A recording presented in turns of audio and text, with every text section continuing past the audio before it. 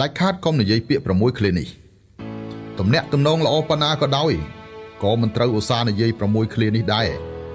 ត្រូវទុកវាក្នុងពោះឲ្យជាប់ជាពិសេសឃ្លាទី6បើទោះជាទំនាក់ទំនងល្អប៉ុណ្ណាក៏កុំនិយាយវាដែរបើសិនជាអ្នកមិនចង់ឲ្យមានមហន្តរាយចេញពីមាត់ត្រូវមើលវាឲ្យច្រើនដង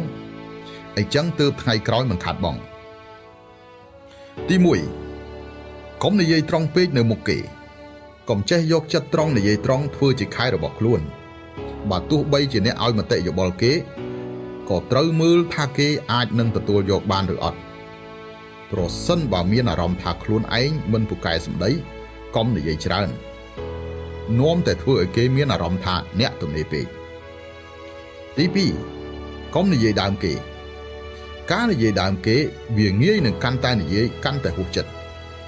គេល្អប៉ុណ្ណាមិនតាក់ទងនឹងអ្នកទេគេមិនល្អប៉ុណ្ណាក៏ជារឿងរបស់គេទេ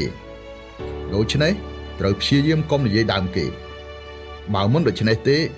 លេចឮការពិតអ្នកណាក៏មិនមានលទ្ធផលដែរទី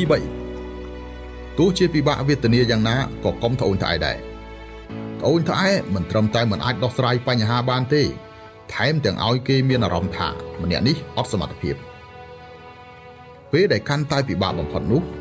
កាន់តែត្រូវបង្ហាញឲ្យឃើញនៅភាពខ្លាំងក្លារបស់ខ្លួនអកប្បកិរិយាវិជ្ជ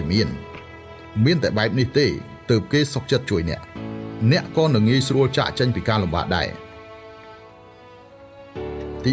4ឆ្លោះប្រកែកមិនប្រើពាក្យអសុរោះពេលកំពុងខឹងងាយនឹងប្រើពាក្យអសុរោះណាស់អ្នកកាន់តែត្រូវគ្រប់គ្រងខ្លួនឯងឲ្យបានល្អឲ្យ